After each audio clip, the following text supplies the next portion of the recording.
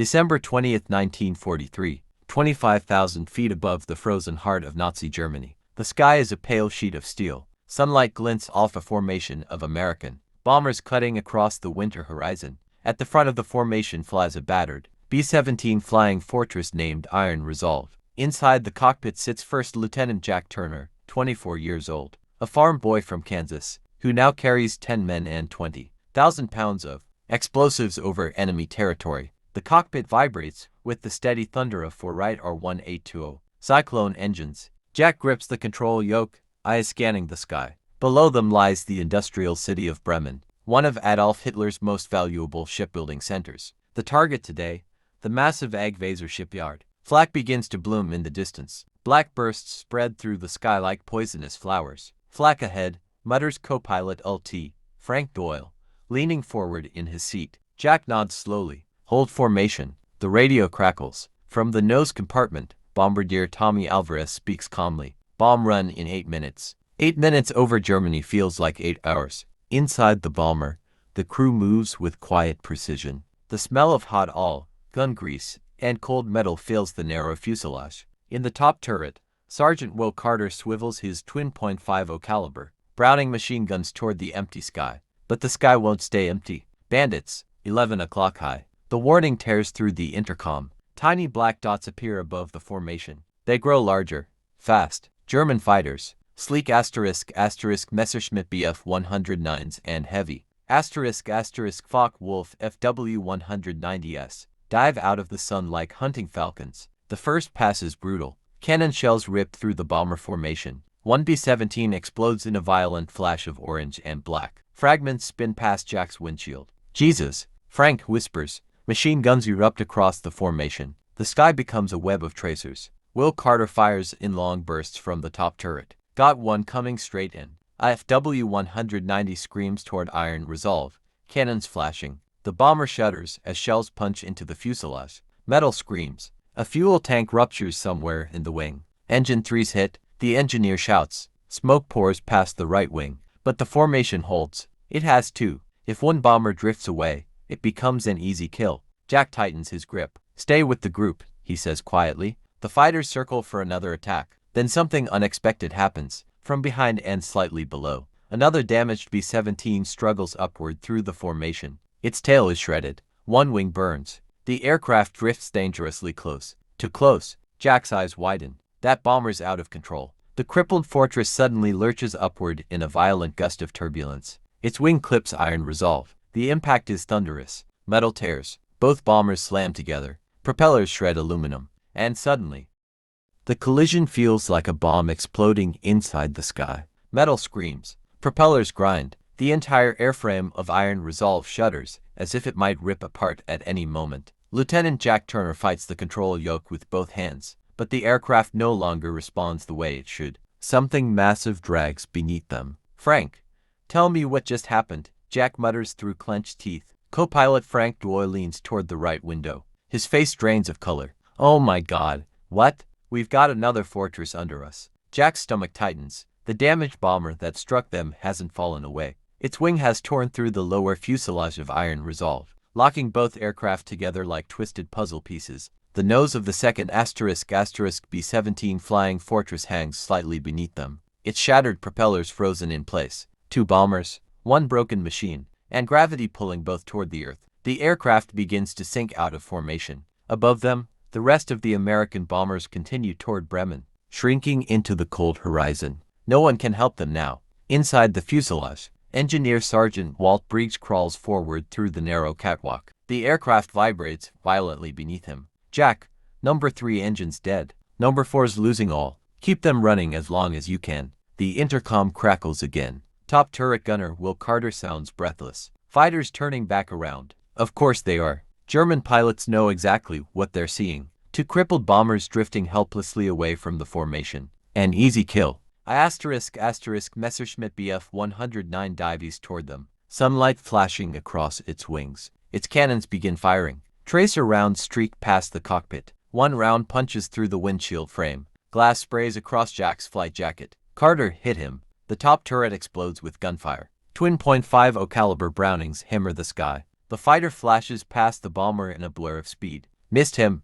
Another German fighter appears moments later, a brutal Focke-Wulf Fw 190. It lines up directly behind the crippled pair of bombers. Jack pulls back on the yoke. The aircraft barely responds. Two bombers are simply too heavy, too damaged. They're descending faster now. 23,000 feet. 22. Inside the bomb bay, Bombardier Tommy Alvarez struggles to stay balanced. The aircraft jerks violently as the lower bomber shifts again. Jack, Tommy shouts over the intercom. The other plane's crew, I think some of them are alive. For a moment, the cockpit falls silent. Two crews, nearly 20 men, all trapped in one impossible wreck. Can you see them? Jack asks. Through the bomb bay. Yeah, I see movement. Below them, the second B-17 hangs like a dying animal. Its cockpit glass is shattered. One propeller slowly spins in the freezing wind. Then something shocking happens. A man appears inside the lower cockpit. A pilot, alive. The sky roars around the two bombers. Wind screams through torn aluminum. Loose panels flap like wounded birds. The combined wreck of the two aircraft drops steadily through the freezing air. 20,000 feet. Inside the cockpit of Iron Resolve, Jack Turner forces himself to breathe slowly. Panic will kill them faster than gravity. Frank, what's our airspeed? Co-pilot Frank Doyle studies the shaking instrument panel. Dropping. 120 knots. Maybe less. Jack nods grimly. The two damaged B-17 Flying Fortress aircraft are acting like one giant, broken glider. Their ruined engines and tangled wings drag against the wind, slowing their fall but not stopping it. Below them lies hundreds of miles of enemy territory. And somewhere down there, thousands of soldiers loyal to Adolf Hitler. The intercom crackles again. Bombardier Tommy Alvarez speaks in a strained voice. Jack, the other pilot's trying to signal us. Jack leans forward, peering down through the fractured glass of the cockpit. Through the shattered bomb bay and twisted metal beneath them, he can see the cockpit of the lower bomber.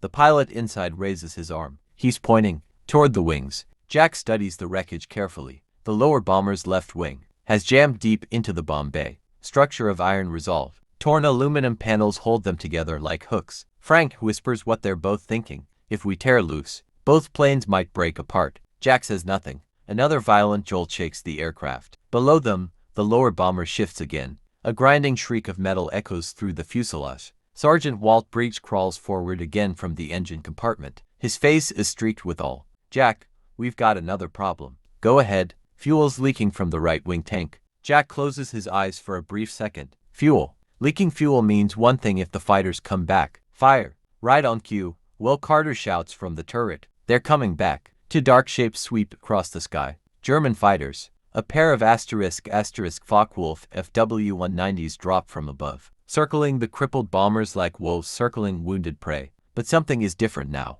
The fighters hesitate. They slow as they pass the strange sight in the sky. Two American bombers locked together. A flying wreck. Even experienced German pilots have probably never seen anything like this. One fighter pulls closer. Its pilot studies the impossible machine tumbling through the sky. Then the cannons flash. Tracers rip across the tail section of the lower bomber. Inside Iron Resolve, the crew braces as bullets slam into metal. Will Carter fires back furiously. The top turret guns hammer the sky again. One fighter breaks away. The second circles behind them. Jack watches the altimeter drop again. 18,000 feet. Time is running out. The lower pilot looks up again through the twisted wreckage. This time he makes a clear motion with his hand. Cut. 17,000 feet. The altimeter needle keeps sliding downward. Inside Iron Resolve, the cold bites through every layer of clothing. At this altitude, the air is thin and sharp, cutting into lungs with every breath. Lieutenant Jack Turner barely notices. His eyes stay locked on the wreckage beneath them. The second B-17 Flying Fortress hangs like a broken limb under his aircraft. Its left wing jammed through the torn bomb bay doors of Iron Resolve. Twisted aluminum sheets grind together each time the wind shifts. Another jolt rattles both planes. From below, the lower pilot appears again in the shattered cockpit window. His oxygen mask dangles uselessly against his chest. Blood stains one side of his flight suit. But he's still flying, still fighting. He raises his arm and signals again. Cut it loose. Jack exhales slowly. All right, he says. Frank turns toward him. You serious? Jack nods once. If we stay locked, we crash. That's certain. And if we try to break apart, Jack glances at the failing engines. Then we might still have wings. Frank swallows hard. Through the intercom, Jack addresses the crew. Listen up, we're going to try something dangerous. A dry laugh comes from the tail gunner. "Lieutenant, everything today's been dangerous." Jack almost smiles. "True." He leans forward into the microphone. "We're going to use the engines to twist the wing loose. Everyone strap in and hold tight." In the engine compartment, Sergeant Walt Briggs braces himself against the vibrating bulkhead. "Engines to and for still responding," he reports. Jack tightens his grip on the control yoke. The bomber trembles violently as he pushes the throttles forward. The two remaining engines roar louder. The aircraft shudders. Below them, the trapped wing groans against the bomb bay frame. Metal scrapes, but it holds. Jack banks the aircraft slightly to the left. The maneuver sends a brutal strain through the tangled wreckage. For a moment, it feels like the entire bomber might tear open. From the turret, Will Carter shouts, "Lieutenant, fighters coming back again." Two shapes streak toward them through the thin clouds. German *** Messerschmitt Bf 109 fighters.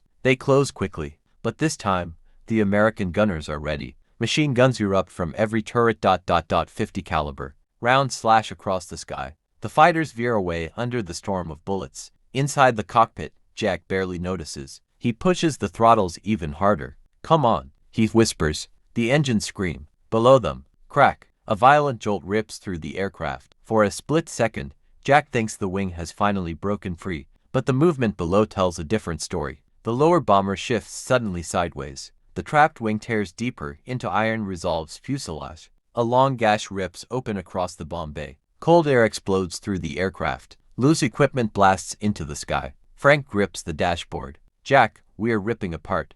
16,000 feet. The sky around the crippled bombers erupts into black explosions. German flak shells burst with brutal precision, climbing from the ground like a wall of steel. Inside Iron Resolve, the concussion from the first burst slams through the aircraft. Boom! The entire fuselage shakes. "Flak!" shouts Frank Doyle. Jack Turner doesn't answer. He already knows. Below them, the anti-aircraft guns of Nazi Germany are firing directly into their path. Thick black clouds blossom around the falling wreck of the two B-17 flying fortress bombers. Shrapnel whistles through the air. A jagged fragment punches through the cockpit wall, slamming into the instrument panel. Sparks explode across the gauges. The radio dies instantly. In the top turret, Will Carter ducks instinctively as metal shards rip through the air above him. "Holy hell, they're shooting right at us." Another flak burst detonates just beneath the lower bomber. The explosion throws both aircraft violently upward for a moment. The tangled wing groans under the strain.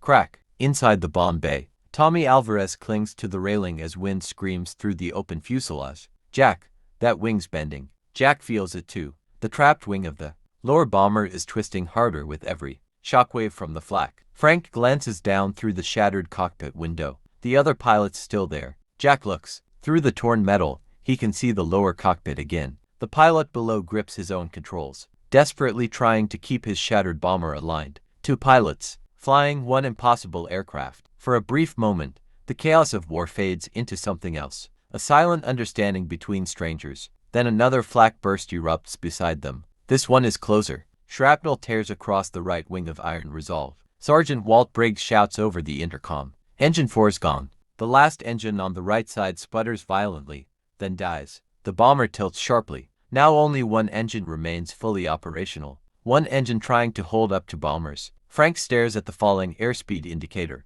"Jack, we're losing lift." The aircraft begins to sink faster. 15,000 feet. Below them, the frozen countryside spreads across the horizon. Villages, forests, rail lines, all deep inside enemy territory controlled by ** Adolf Hitler's forces. Jack's mind races. If the bombers remain locked together, the crash will kill everyone aboard. But if they separate too violently, both aircraft might disintegrate in midair. From the turret, Will Carter suddenly shouts again. "Lieutenant, fighters breaking off." Jack glances toward the sky. The German ** Messerschmitt Bf 109 fighters that had been circling suddenly turn away. They disappear toward the west. Frank frowns. "That's strange." Then he realizes something worse. They don't need to shoot us down anymore. Jack follows his gaze downward. The bombers are dropping directly into 14,000 feet. The air grows thicker as the shattered bombers continue their descent through the storm of flak. Every second feels borrowed. Inside the cockpit of Iron Resolve, Lieutenant Jack Turner grips the control yoke so tightly his gloves creak against the metal. The aircraft trembles constantly. One engine is all that remains. One struggling right cyclone trying to keep to dying. B-17 flying fortress bombers in the sky. Another flak burst explodes nearby. The shockwave slams into the aircraft like a hammer. Loose wiring sparks behind the instrument panel. Frank Doyle ducks instinctively. "We can't stay in this," he shouts. Jack already knows. Below them, the trapped bomber has begun to shift dangerously. Its fuselage twists sideways under the strain of gravity and damaged wings. Through the shattered metal, Jack sees the pilot in the lower cockpit again. The man's oxygen mask has blown away. His face is pale from altitude and blood loss, but his hands remain steady on the controls. He raises one hand again. This time he doesn't signal the wing. He makes a chopping motion across his throat. "Cut loose. Now." Frank sees it too. He's telling us to break away.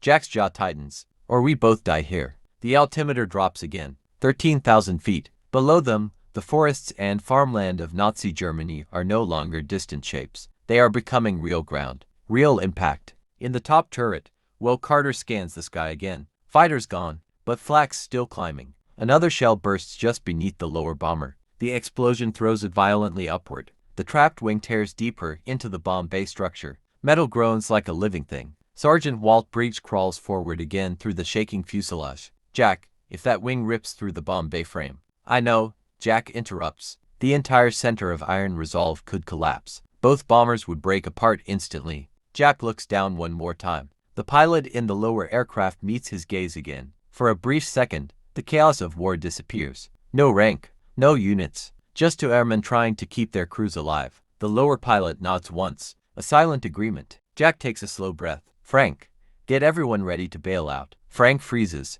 "What about us?" Jack keeps his eyes forward. "We try to fly this as long as we can." The intercom crackles as the order spreads through the aircraft. Parachutes snap open. Harness straps tighten. The crew prepares for the jump. But before anyone can move, a massive flak shell detonates just above the tangled bombers. The explosion is deafening. Shrapnel tears across both aircraft. A huge piece of metal slams into the trapped wing. For one split second, everything goes still. Then, the wing finally breaks. The lower B-17 flying fortress suddenly drops away from iron resolve. But it doesn't fall cleanly. As it tears free, part of its wing rips through the belly of Jack's bomber.